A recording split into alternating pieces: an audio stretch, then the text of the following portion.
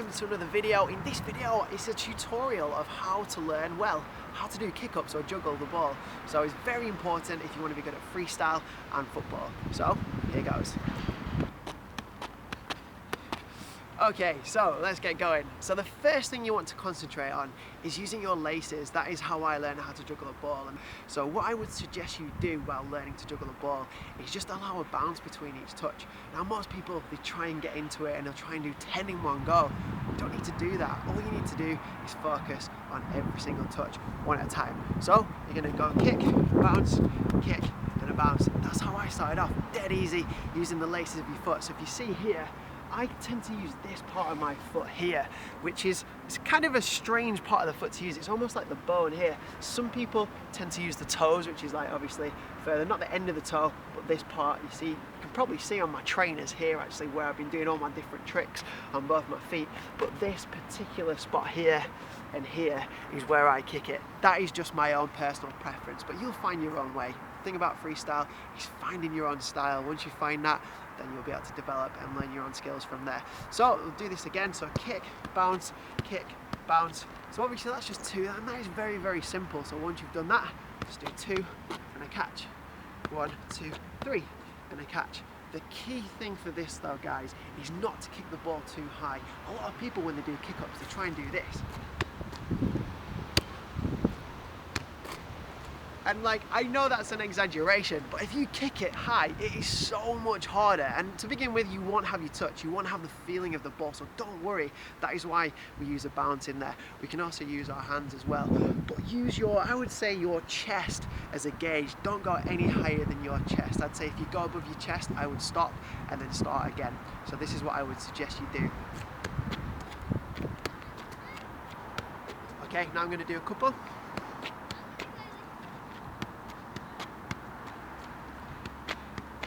And another thing that I do when I'm freestyling, not everyone does this, but I try and be as mobile as possible. And what I mean by this is always being on my toes. So a lot of people kind of go on the heels and like kick like that. So it's a lot slower. But my style of freestyle is quite dynamic, quite fast. But the reason I'm on my toes isn't because of this. The reason I'm on my toes is if I get a touch that's slightly out to the side, which will happen, I'm a lot more adept to getting it. I can go to the side and grab it back, so just be very wary of that. So if I take a touch that's slightly out to the side, I can bring it back. Or if I'm doing a trick later on and it comes out like that, sorry, cut that out, that wasn't that great. If I'm doing a trick and it comes out to the side, it's just going to be a lot easier to maintain the control. Okay, so what I would advise you do is when you're learning your kick-ups as well, is just to focus, like I said before, one touch at a time. So don't worry about doing 50 in one go. If your record is 10, just try to do 11. If it's 12, try and get 13. It's all about those little steps on a daily basis. And once you do that, you'll smash it, you'll get it, no problem at all. So here we go.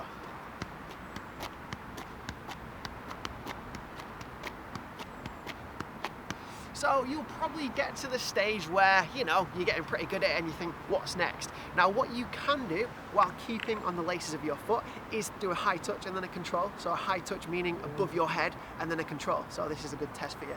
So do a few touches like this, high touch, and control. So this is something that I do personally before every freestyle show. Rather than just doing loads of fancy tricks to get my touch in, I'll kick it really high and then I'll control it. It just gives me, well, my touch really, so I can get the ball exactly where I want it, get my foot exactly where I want it, and really hit the middle of that ball. Because as you know, if you hit the side of the ball slightly, it's going to go to the side, and you don't want that. You want the ball in front of you all the time. And also, something that a very famous freestyler taught me once, a guy called Mr. Wu from South Korea, who was my inspiration, he said, the more you spin the ball, the harder it is. Because I used to do kick-ups kind of when I was pointing my toes, and going back to that initial technique, what I would do is try and kick the ball so it doesn't spin. If you spin it in any way like that, it's going to be so much harder, okay? So try and keep it straight up every single time. So through the middle and back, through the middle and back. And you'll get used to this. Now, at first it was difficult, but now because I do it all the time. It's so easy. And once you get into those good habits, they'll stick. They'll go into your subconscious memory. That's it, they'll be stuck. They'll never go away, and you'll have perfect control. Then you can learn other tricks on top of that. So guys, get out, give that a try. Before I leave this tutorial, you will probably have learned this, some of you already. So try out some different areas. So inside the foot, outside the foot, and your thighs as well. So once you've used your laces like this, chuck in and inside the foot, chuck in outside the foot, chuck in a knee. So let's do a few of those now. So here, inside the foot, outside the foot, also on the other side there, inside the foot, outside the foot, do the knees, knees. But the most important thing, guys, is to have the ball under control. Even when I'm using my knees, the ball's not going any higher than that. It's staying in this area. So always remember, control over quantity. Keep the control and then the quantity will follow. All right, that's it from me. I hope you enjoyed that. I hope it helped you in some way. Guys, go out, give it a try. And remember, those basics are as important as some of the more difficult tricks. So you've seen some of the tutorials on here for double around the world crossovers.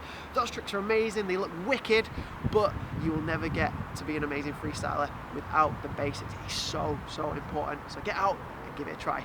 Alright guys, that's it from me.